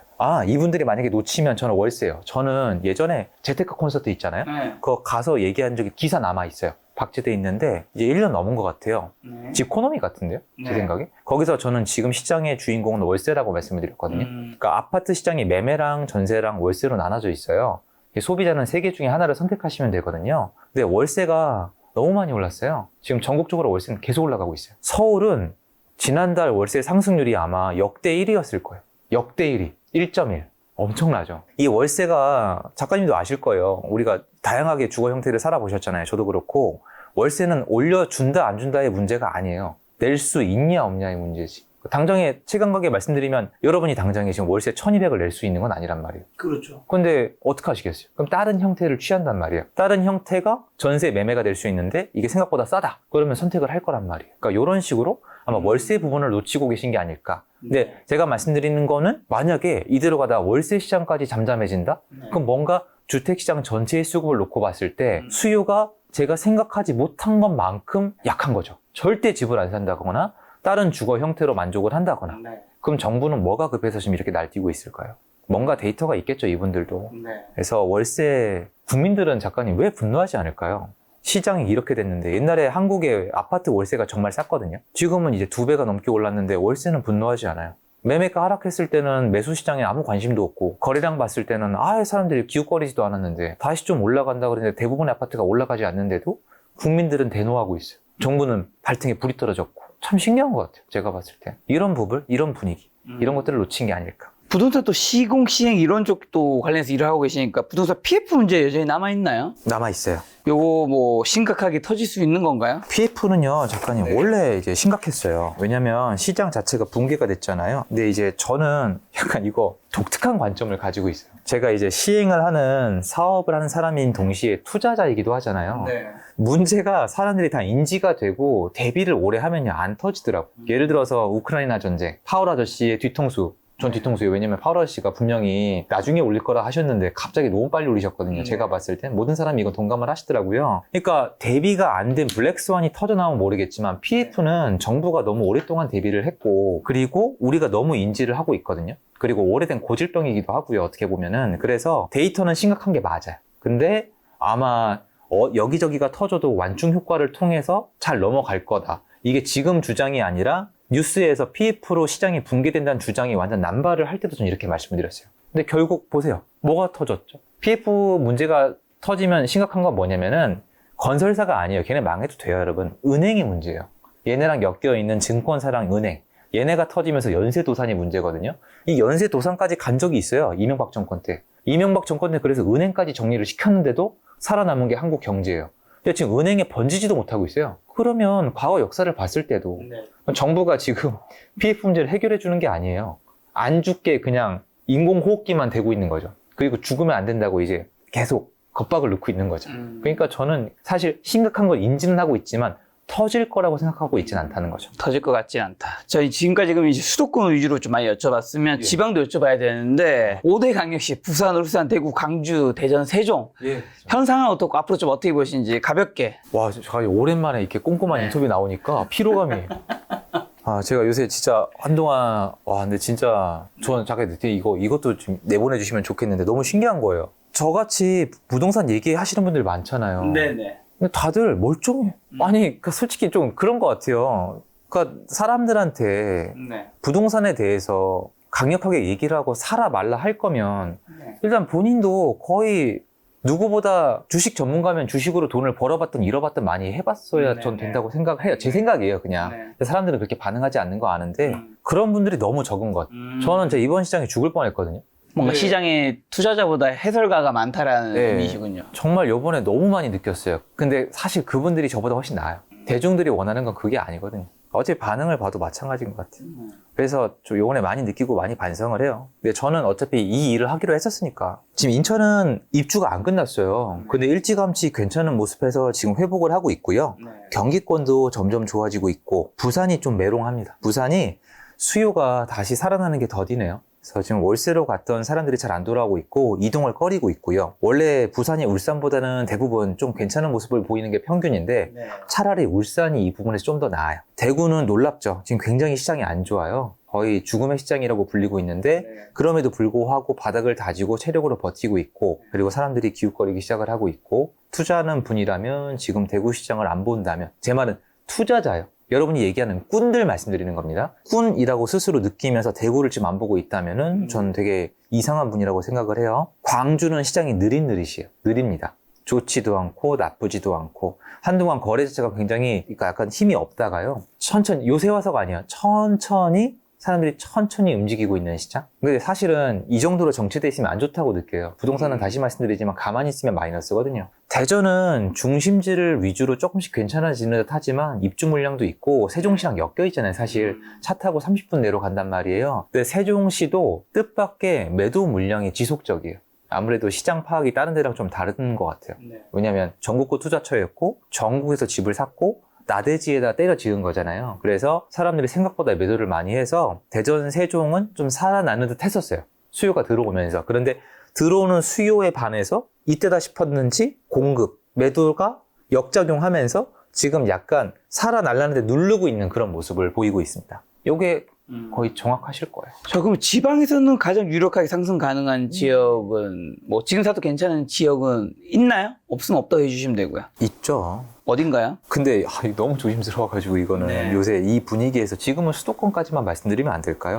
수도권. 네, 지금은 왜냐면 사실라는 분들이 문제가 아니라 지방 광역시에 집을 가지고 계신 분들이 일명 희망 고문이라고 하잖아요. 이분들이 지금 받고 있는 스트레스는 말도 못해요. 왜 그러냐면 지금 부산도 팀이 있고 울산도 팀이 있고 다 팀이 있거든요. 대구도 알부자들 많잖아요. 거기 있는 자산가부들이 지금 커밍아웃 고백하고 있는 게 뭐냐면 뭐예요? 원래 부산에 집을 갖고 부산에 좋은 아파트들 많잖아요. 수영구나 해운대구나 울산도 마찬가지로 남구에 좋은 아파트 많아지고 있단 말이에요. 여기에 집을 가지고 계신 분들이 집을 팔면은 울산이나 부산에 다시 집을 사시는 게 지역 경기에 도움이 돼요. 여기 계속 사실 거란 말이에요. 그렇죠. 지금 어떻게 하고 있는지 알아요? 이분들이 지금 서울집 사요. 왜냐? 집을 두 채 이상 가지고 있으면 안 되잖아요. 종부세 때문에. 똘똘한 한 채로 가고 있는데 똘똘한 한 채의 지금 최대 부작용은요. 지금 전국으로 보셔야 돼요. 지방의 자산가들이 지방에 좋은 아파트를 팔고요. 지방에 더 좋은 아파트를 사는 게 아니고요. 서울에 집을 사고 있단 말이에요. 지금 강남 3구랑 잠실 가보시면 전국구 시장이에요. 근데 이분들 앞으로 여기 거주할 마음은 없단 말이에요. 근데 이분들도 어쩔 수가 없어요. 에세 파킹을 본인 지역에 못하게 해놨잖아요. 그러니까 지금 자금이 아웃되고 있어요. 인구만 아웃되고 있는 게 아니라. 근데 이분들이 기존에 집을 갖고 있는 분들은 이거를 알면서 굉장히 답답해하면서 왜 수도권만 밀어주고 우리 소중한 맨날 뭐 지방 소멸, 양극화, 뭐 균형, 성장 이런 얘기 하면서 지금 내수에서 정말 큰 비중을 차지고 있는 부동산은 개판을 치고 있단 말이에요. 근데 이분들한테 지금 어디가 간다, 어디를 사셔라고 얘기하기가 좀 제가 그 반응을 직접 보고 왔기 때문에 조금 애매해. 그럼 말씀하신 대로 한국 집값 향후 위험한 이유로 인구 감소, 뭐 예. 고령화 시대, 뭐 좀 더 시간이 지나면 세대수 감소, 말씀하신 또 지방 소멸 얘기하는 분들도 있는데 어떻게 보세요 이런 것들? 이거 챙겨야죠. 저도 인구 감소에 대해서는 계속 봐요. 왜냐면은 옛날에 영화 제목을 까먹었는데 맷 데이먼이 주연한 사람이 굉장히 작아지는 그런 영화가 있었어요. 거기 보면은 갑자기 경제가 작살이 나요. 집이 안 팔리고. 왜냐면 사람들이 소인국으로 가버렸잖아요. 이게 인구 이탈이거든요. 인구가 줄어드는 거에 대해서 재테크하는 사람이 신경을 안 쓴다? 좀 문제 있다고 봐요. 그래서 전 옛날부터 인구 이제 증감에 대한 투자 참고 수업도 많이 찾아 들었고, 저 지금 제 다이어리는 2031년도부터는 신경을 쓴다라고 돼 있어요. 그러니까 인구가, 왜냐면 결국엔 어쨌건 인구가 줄면은 경제가 안 좋아지는 거잖아요. 근데 반면에 시행을 하다 보니까 외국 분들이 한국에 참 많이 들어오고 계시거든요. 근데 이 부분도 좀 역으로 신경을 써야 되고, 제가 이제 건설판 쪽 가보면은 한 달에 건설 현장에서 외국 분들이 500에서 한 700 가져가세요. 최저임금 똑같거든요. 그리고 이분들 아니면 안 돌아가요. 한국 분들은 이제 힘든 일, 위험한 일 잘 안 하세요. 그럼 이분들이 500, 700으로 돈을 받고 일하신 지 오래됐단 말이에요. 대출도 나온단 말이에요. 그럼 제가 경기도 외곽에 집을 지어보면 누가 분양을 받느냐? 고려인, 조서인인, 중앙아시아. 이분들이 집 사요. 빌라지만 80%가 외국인이 분양을 받으세요. 그럼 이분들이 앞으로 인구수 증가에 사람들이 막 억지 부리시면서 신경 안 쓴다? 아니죠. 그건 아니죠. 외국 분들이 집 사는 것도 쳐야죠. 왜냐면 이분들은 한국에 와서 월급을 받으면요, 심한 분들은 20배 이상 차이 나거든요. 자기 나라에서 버는 것보다? 네. 20배는 여러분 문제가 있는 거예요. 이분들은 거꾸로 가족들 데리고 들어와서 사는 게 소원이에요. 그럼 한국에 집 샀다? 정말 부의 상징이에요. 근데 여러분이 오해하시는 게 뭐냐면, 이분들이 집을 샀잖아요. 집을 샀는데 여러분들은 이제 집값 1억 올랐다 2억 올랐다 하시잖아요. 이분들은요, 집값 산 다음에 1,000만 원만 올라도 대박인 거예요. 그러니까 굉장히 이것도 신경을 쓸 때가 왔어요, 우리는. 그래서 앞으로 인구는 감소하겠죠. 외국인이 유입되는 거는 아마 좀 정치권의 눈치를 봐야 되겠죠. 근데 인구 감소 국가의 모든 예를 들어봐도 결국에는 이민 정책이 그렇죠. 신경을 쓰겠죠. 활성화되죠. 사실 정치로 약간 확장을 잠깐만 하고 돌아오자면은, 미국이나 아니면 중앙 유럽에 사실은 왼쪽, 그러니까 보수 말고 진보 쪽에 인기가 올라가는 게 원래 인지상정이에요. 왜냐면 부의 양극화, 그리고 소외감, 먹고 살기 힘들잖아요. 근데 왜 다시 보수의 바람이 불까? 이거에 대해서 다루는 사람이 너무 없더라고요. 이분들이 보수의 바람이 다시 부는 이유는요, 이민 정책 때문이에요. 거기 문구에 써져 있어요. 이민자가 내 일자리를 뺏었어요. 이거를 귀신같이 캐치했던 게 도널드 트럼프란 말이에요. 장벽을 심벌로 세웠다는, 그거 세워봤자 넘어온단 말이에요. 그러니까 사람들은 내가 갖고 있던 걸 남과 나누기 시작할 때 비로소 내 걸 뺏긴다고 느끼거든요. 그러면 이제 사실 한국도 나중엔 이민 외에는 방법이 있느냐? 전 없다고 봐요. 근데 그때는 다시 사람들이 보수화 성향이 될 수도 있는데, 처음 단계가 아니라 이민 오신 분들이 집을 사기 시작하면 더욱더 이걸 심하게 느끼시지 않을까, 이 생각을 하고 있어요. 그래서 지금 인구가 감소하면 집값이 내려간다고 걱정을 하시는 거잖아요. 서울은 인구가 감소 중일까요? 상승 중일까요? 서울은 감소하고 있죠. 집값은요? 오르고 있죠.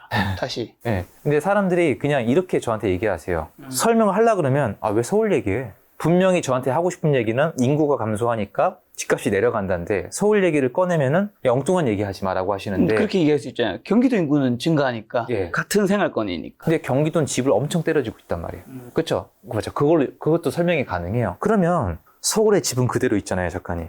서울이 집이 그대로 있는데 인구수가 줄어드는데, 그럼 빈집도 안 생기고 집값이 올라가는 이유는 뭘까요? 지방에 사람들이 사니까. 그러니까 1인당 차지하는 면적 때문에 그래요. 옛날에 5명이 살던 집에서 혼자 산단 말이에요. 우리 남자들 보면 성공하신 분들 있잖아요. 트리마제, 대형 평수에서 혼자 사세요. 그 옛날 같으면 한 6인 가구 살 집이란 말이에요. 그러니까 이 트렌드가 아직 안 끝났어요. 중요한 건 돈이에요. 그리고 세대수예요. 그리고 사람들이 원하는 주택이 뭐냐가 정말 중요해요. 예를 들어서 지금 검단 신도시가 입주가 아직 안 끝났어요. 그리고 검단 신도시에 조금만 위로 올라가면 한강 신도시가 있어요. 그리고 우리가 남쪽으로 내려가면 동탄 신도시가 있어요. 신도시가 여러분, 제가 얘기만 해도 진짜 어질어질 하실걸요? 남양주로 가면은 별내, 갈매, 다산, 진접 1, 2, 그리고 왕숙 지을 거고, 밑에 하남 미사, 저쪽에 동탄이 있고요. 저쪽으로 하면 김포 한강 신도시 있고, 물에 검단 지었잖아요. 위로 올라가면 양주에도 있고, 의정부 밀락지구도 있고, 고산지구도 있고, 막 되게 쓸데없는 얘기 같잖아요.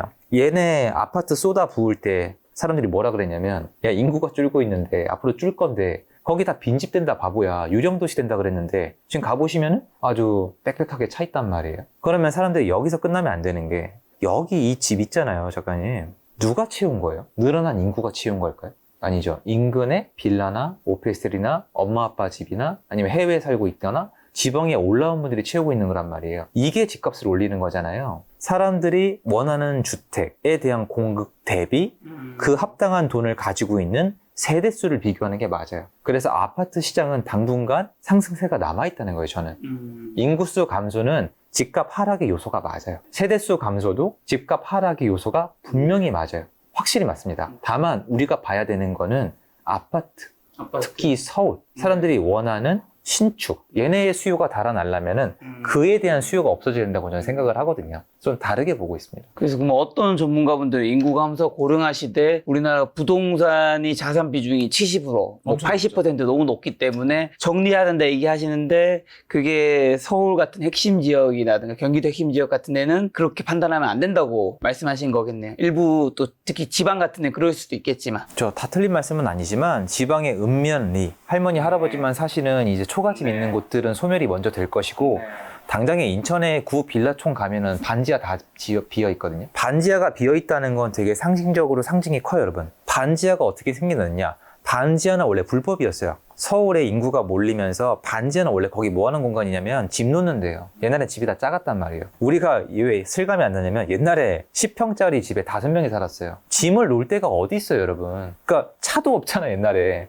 집 놓는 장소가 반지하였는데 집이 너무 부족하니까 옛날에 우리 영화 보면은 뭐 마구간이라도 좋으니까 하룻밤만 묵게 해주세요라고 하잖아요. 그렇게 들쭉날쭉 반지하에 사람들을 재우기 시작한 거예요. 그러니까 일세도 받고 월세도 받고 그러다 보니까 너도 나도 밑에 짐 빼내고 사람을 받기 시작을 하다 보니까 이게 완전히 일반화가 된 거예요. 불법이거든요. 근데 정부 입장에서 어떻게 해요? 그럼 쫓아내요? 그러니까 그거 벌금이 문제가 아니라 쫓아낼 수가 없는 거예요. 집이 없으니까. 그걸 양성화 시킨 게 반지하예요. 공급이 부족하고 수요가 많으면 반지하조차도 들어가 사는 게 집이에요.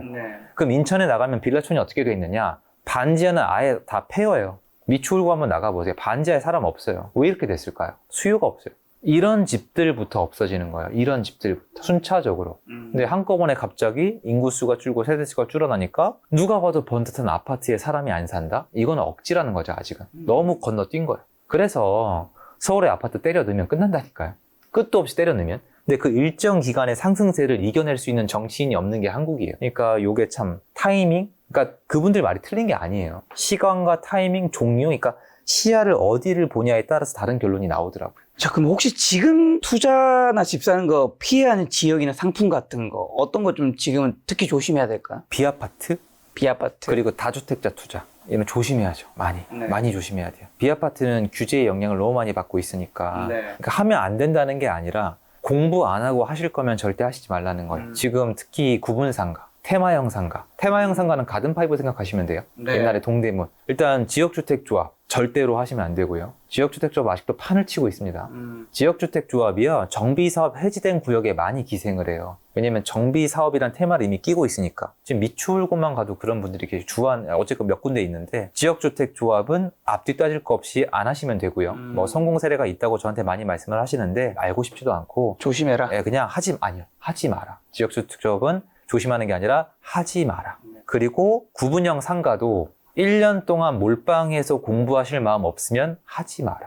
테마형 상가는 하지 마라, 그냥. 그리고 비아파트 주택도 웬만큼 공부하실 거 아니면 지금 조심해라. 전문가가 아닌 이상은 하지 마라. 네. 내 영상을 보신 대부분 아마 전문가가 아닌 분들의 확률이 높기 때문에 가급적 하지 말자.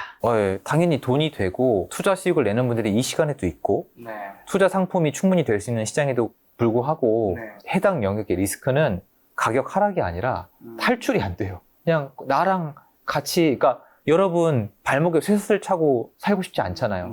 이제 그 기분으로 사실 수 있어요. 경험담을 말씀드리는 거예요. 비아파트 요즘 상업용 부동산 시장, 오피스텔 지상, 꼬마 빌딩은 요즘 어떤 편인가요? 한때 몇 년 전만 해도 이제 건물주라는 게 사람들이 장래 희망이기도 했고 했는데. 꼬마 빌딩도 항상 조심해야 되는 게 건물주가 된다는 그 환상감. 이거 참 조심해야 되는 거예요. 뭐든지. 어때요, 꼬마 빌딩 시장? 꼬마 빌딩 시장은 좋은 데만 좋아요. 그러니까 앞단에 과수요가 들어온 데는 힘들고요. 네. 여전히 좋은 데는 좋은데 꼬마 빌딩이 지금 2대 악재가 제일 심해요. 첫 번째로 금리가 많이 올라갔어요. 그렇죠. 이게 정말 직접적인 영향을 주고 있는데 두 번째로 이제 그리고 임대 시장이 안 좋아요. 세가 잘 안 나갑니다. 맞아. 벤처 창업이나 창업 사무실 수요도 이제 줄어들고 있고요. 줄어들었죠. 그리고 장사하시는 분들도 많이 힘들어서 그리고 오히려 온라인으로도 나가고 많이 계시고요. 갔고. 그러다 보니까 말씀드렸잖아요. 땅의 값어치, 앞으로 기대감이 있는 강남의 땅은 그럭저럭 괜찮아요. 고점 대비 많이 안 떨어졌고요. 심지어 뭐 버티는 지역도 있어요. 그리고 지금도 거래가 됩니다. 그리고 사람들의 인구수가 늘어나고 있는, 돈이 몰리고 있는 뭐 성수동을 포함한 성동구의 일부 지역은 오히려 꼬마 빌딩 투자가 아직도 이루어지고 있습니다.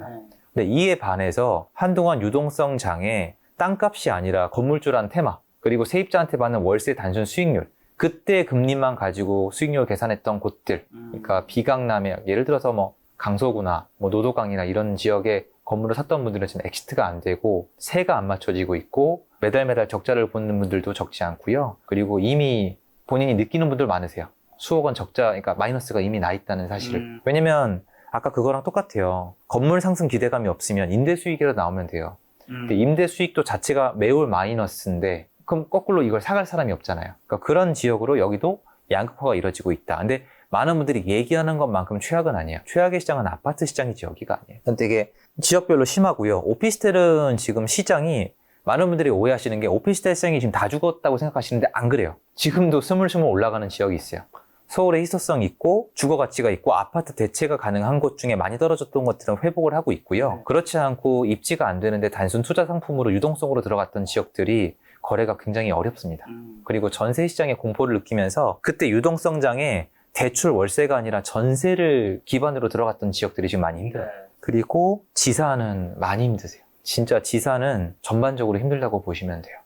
과도 공급이 됐어요. 근데 지금까지 어른군제 말씀 들어보니까 뭐 아파트도 그렇고 오피스텔, 뭐 꼬마 빌딩도 입지가 제일 중요하네요. 좋은 입지는 올라가거나 아니 버텼거나 아니면 덜 떨어졌거나. 부자들이 가지고 있는 곳이요. 과연 누가 들고 있냐가 되게 중요한 것 같아요. 확실히 이번 시장에 누군가 말씀하셨잖아요. 물이 빠지고 보면 누가 수영복을 입고 있는지 안 입고 있는지 보인다고.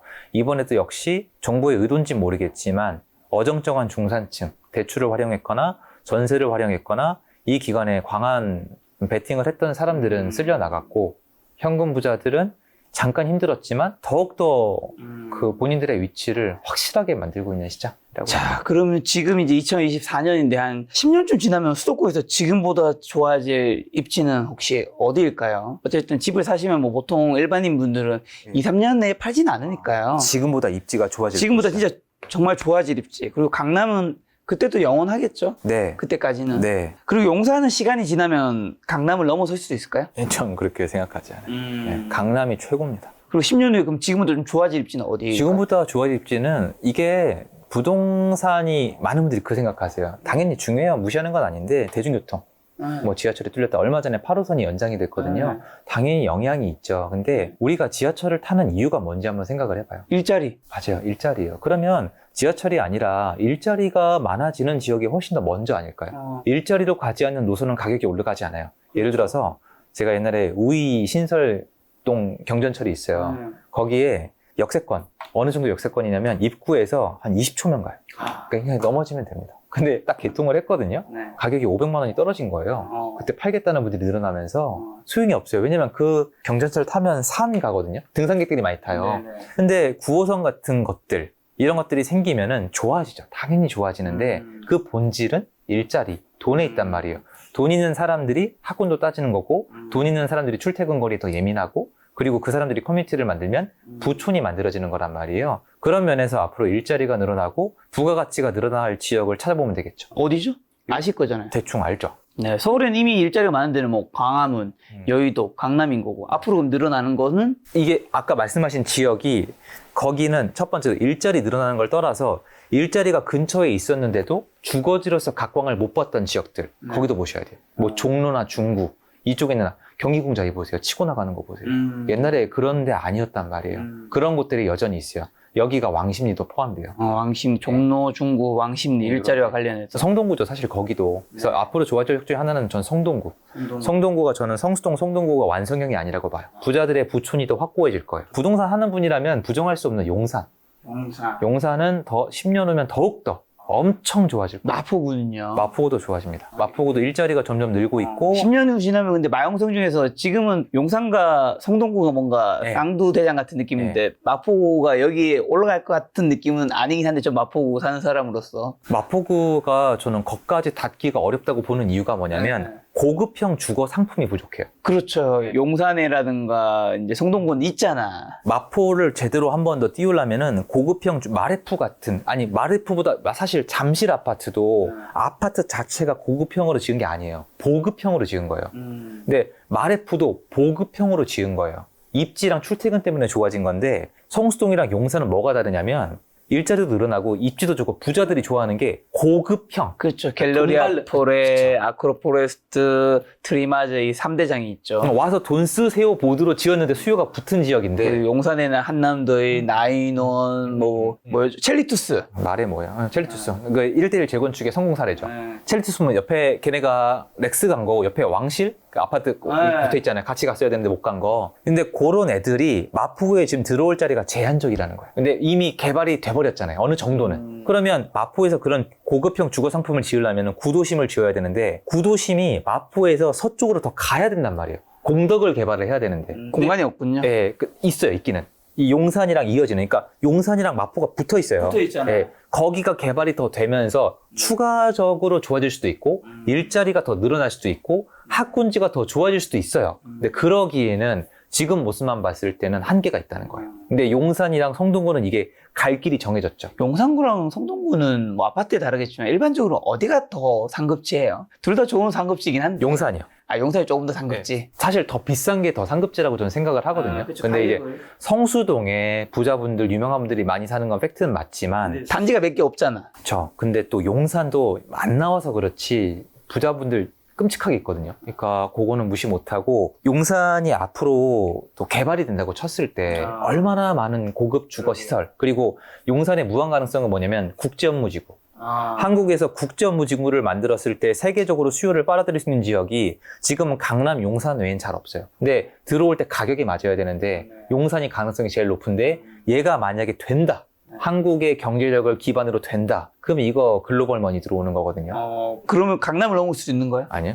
왜 또 그건 아니에요? 아, 이게 강남은 일자리가 너무 많아요. 너무 많고 강남에 지금 호재 안 끝났어요. 그 삼성역에 거기 개발되면은, 그리고 저기 현대 사옥 그런 거 아직 안 끝났거든요. 그 옆에 잠실 포함해가지고 걔네도 지금 가만히 있는 게 아니란 말이에요. 장난 아니에요, 진짜로. 그래서 전체적으로 부자 수랑 아파트 개수랑 이 가격을 따졌을 때 강남을 따라잡기가 굉장히 어려워요. 그리고 강남 얘기해서 궁금해진 게 반포가 네. 집값이 이번에 많이 오른 게 토지거래 허가구역이 당연히 영향이 있죠. 이게 영향이 있는 거잖아요. 네. 근데 이제 다음 정책 중에서 토지거래 허가구역에 묶일 수도 있다. 이미 나오고 있습니다. 그런 얘기 나오고 있잖아요. 네. 실제로 묶일 확률가 만약에 묶이게 되면 반포 집값은 어떻게 되는 거예요? 반포 집값은 더 올라가요. 묶여도? 옆에 지역이랑 같이 더 올라가죠. 잠실 토지거래 허가구, 요번에 지금 여러분 반등 제일 먼저 한 데가 토지거래 허가구역이에요. 왜냐면 매매가가 문제가 아니잖아요. 전월세가 일단 근본적인 문제인데 전월세 공급을 막아주겠다는 건데 지금 집 사는 사람들이 단순히 가볍게 갭 투자하거나 대출 끼고 얼렁뚱땅 이런 설레발들이 들어오는 게 아니에요. 그 판이 아니라 부자들이 들어오는 판인데 그게 더 확고할 뿐이죠. 토지거래 허가 구역 묶어봤자 그분들은 집 사요. 오히려 그 묶이면 바로 옆 동네 가셔야죠. 동작구로 빡 가셔야죠. 파크리오가 얼마나 수혜를 많이 받았어요. 헬리오시티가 얼마나 수혜를 많이 받았어요. 그러니까 그러면 저는 이게 되게 이상하게 들리시겠지만 지금은 수요를 제한한다고 그 사람들이 못 들어온 수요들이 아니에요. 그걸로 안 돌아가요. 자, 지난 상승장에서는 소액으로 많은 부동산 매입한 갭 투자가 네. 많은 돈을 벌게 했죠. 이런 방식은 만약에 이번에 상승자가 온다면 이번에도 유효한 건가요? 아니요. 이번엔 좀 달라요? 지금 유효하다고 볼 수 없어요. 왜 그러냐면 이게 소액 투자의 근본 개념이 매매가와 전세가의 차이잖아요. 그렇죠. 근데 그것만 보면 안 돼요. 그것만 봤을 땐 앞으로도 유효합니다. 근데 그렇지 않아요. 왜냐면 옛날만큼 전세가 안 나가요. 전세 수요자의 입장도 생각을 해야 돼요. 전세 수요자가 옛날만큼 탄탄해진다. 무슨 말이냐면 전세자금 대출에 대한 어떤 완화나 아니면 월세 시장에 대한 피로감을 정부가 인정했을 때는 네. 이게 유효해질 수도 있어요. 뿐만 아니라 규제도 풀어줘야 돼요. 네. 리스크가 너무 높아요. 지금 이거 할 수 있어요. 돈 벌 수도 있어요. 근데 과거에 비해서 리스크가 비교도 안 될 정도로 높기 때문에 지금 여기 나와서 제가 함부로 유효하다고 말씀드리면 안 됩니다. 리스크가 너무 심해요. 여긴 한동안은 그냥 네. 꾼들의 시장이에요. 그럼 마지막으로 올해 이제 4분기랑 내년 상반기 한국 부동산 시장이 찾아올 주요 변화랑 투자 기회 찝어주시면서 마지막으로 하시고 싶은 말씀이 있다면요? 일단 여러분들 많이 힘드셨을 거라고 생각을 하고 가슴이 무겁습니다. 그래서 오늘 내용도 그냥 참고사항으로 들어주시고요. 올해 하반기는 둔촌주공 입주가 최대 빅 이슈입니다. 금리 인하가 아니에요. 저는 둔촌주공 입주. 얘네가 과연 6개월에서 8개월 동안 시장에 어떤 영향을 미치느냐. 얘가 주인공이 될 거고요. 그리고 내년에는 둔촌주공 입주가 끝난 다음에 더 이상 시장에 요동을 줄 수 없는 입주가 끝난 시장에서 과연 어떻게 될까? 이거예요. 그러니까 되게 웃긴 얘기인데 올해 하반기도 내년 상반기도 이슈는 둔촌주공 입주. 입주장과 입주 후 이거예요. 왜냐면 우리가 잊으면 안 되는 게 헬리오시티가 2018년도 말에 입주를 했거든요. 그래서 2019년 이제 1분기, 2분기, 상반기 동안에 시장이 침체가 됐었고 2019년도 이제 3분기, 하반기부터 시장이 다시 갔는데 차이점이 있어요. 헬리오시티가 들어오기 전까지는 강남 3구를 포함한 주요 입지가 치고 나갔고요. 헬리오시티가 끝난 다음에는 노도강을 포함한 비주요 입지가 치고 나갔습니다. 결국에는 사람들이 시장에 잡혔다고 기대하고 있다가 이제 시장에 대한 위기감을 느껴서 또 수요가 쏠리게 된 거죠. 이것도 우리가 알고 있어야 될 현장인데 사실 지금 비주요 입지는 월세와 전세 시장이 좀 문제가 되고 있는데 얘네가 매매 시장의 영향력을 언제 촉발하냐가 문제인데 이건 수요자들한테 달려 있거든요. 네, 그게 전세 시장의 상승 또는 전세 물건의 부족, 월세 시장의 상승은 제가 얘기를 계속 했었는데 그냥 올라가면 올라가는 대로 지금 계속 돌아가더라고요. 그리고 이제 정부 정책이나 헬리오시티 입주가 끝나고 났을 때 탄력도 이런 거에 따라 반응할 수가 있거든요. 그래서 그거를 좀 중점적으로 지켜보고 있습니다. 자, 가시기 전에 저 개인적으로 여쭤보고 싶은 게 처음에도 말씀해 주시긴 했지만 어른 공장장님은 부동산 투자의 이제 전문가이자 투자자잖아요. 네. 그래서 지난 하락기 때 굉장히 많이 힘드셨을 것 같은데 어쨌든 이 투자라는 게 굉장히 위험하구나라고 깨달을 수 있는 시기이기도 했을 것 같은데 시청자분들이 투자라는 게 얼마나 위험한지랑 플러스로 어쨌든 지금 이제 버틴 거고 버티고 있는 거잖아요. 네. 어떻게 버텨갈 수 있는지. 저는 제가 뭐 잘나서 버텼다기보다는 그 앞에 벌어놓은 게 많아서 버텼다고 하는 게 제일 솔직한 것 같고요. 그 투자는 당연히 내가 원하는 수익이 큰 만큼 그 수입이 어디서 오겠어요? 리스크에서 오는 거거든요. 그럼 리스크가 크다는 건 당연한 거고 여러분들이 이제 제 어떤 영상을 보든 이건 알아주셨으면 좋겠는 게 저는 부동산 리스크를 안 무서워하는 게 아니에요. 저는 예전에 월급쟁이 생활을 했었고 제가 싫어하는 생활을 평생 해야 된다는 그게 저한테는 어마어마한 리스크였어요. 여러분들이 만약에 지금 생활에 만족을 한다면 저에 비해서 그거에 대한 리스크는 상당히 이미 해소가 되신 거거든요. 그럼 저처럼 투자에 있어서의 과도한 리스크를 지실 이유가 없죠. 적당히 하시면 된다고 생각을 하기 때문에 이것도 인생의 밸런스라고 생각을 해요. 그래서 저는 부동산이든 주식이든 코인이든 투자하다가 날아가시는 분들 많이 봤고 여기서 돈 많이 버신 다음에 많이 잃으시는 분들도 많이 목격을 했어요. 그래서 이 시장이 정말 만만치 않고 벌었다고 끝이 아니고 그리고 사람이 이상하게 어떤 행위를 해서 돈을 벌면은 그 행위를 연속적으로 하려고 해요. 맞아. 근데 시장이 당연히 연속이 안 되면 거꾸로 꺾이거든요. 그래서 이것도 알아두셔야 돼요. 투자로 돈을 벌었다고 끝도 아니고 잃었다고 끝도 아니고 이게 계속 해나가야 되는 건데 그 안에서 내가 얼마나 잘 살아남냐가 포인트라는 거. 전혀 나를 지켜줄 만한 어떤 배리어가 없어요. 주변에 아무래도 다주택자분들이 많이 계실 텐데 이번 하락 시장에서 도태돼서 나가신 분도 좀 계시지 않나요? 있어요. 그런 분들은 혹시 뭐가 너무 리스크를 많이 졌던 건가 아니면 현금 보유가 너무 없었고? 둘 다요. 사실은 리스크를 많이 졌다는 것 자체가 내가 가진 현금에 대비해서 더 많은 투자를 많이 한 거니까 이게 내 계획과 틀어졌을 때 방어가 안 되는 거죠. 그렇죠. 근데 다주택자가 방어할 수 있는 수단을 갑자기 모두 다 틀어 잠궜기 때문에 정말 방법이 없었어요. 그래서 네. 그런 분들 중에서는 시장에서 아웃되신 분들도 있고요. 끝까지 버티신 분들도 있고 그분들이 지금 버텼다고 해서 그 보상을 지금 받았냐? 그것도 아니에요. 그냥 말 그대로 어떠한 보상도 없고 그냥 자기가 각자 도생해야 되는 그런 시장이에요. 알겠습니다. 어른 공장님과 또 올해 연말쯤에 2025년 부동산 시장 전망하는 시간대 다시 한번 초대한 시간 가져보도록 하겠습니다. 네, 한번 반응 보여주시면은 네. 제가 불려 나올 수도 있고 못 불려 나올 수도 있고 작가님 채널에 해가 되면 안 된다고 생각하기 때문에 네. 오늘 만난 손님은 어른 공장님이었습니다. 지금까지 소중한 시간 함께 해주셔서 정말 감사합니다. 오늘도 김 작가였습니다. 고생 많으셨습니다. 감사합니다.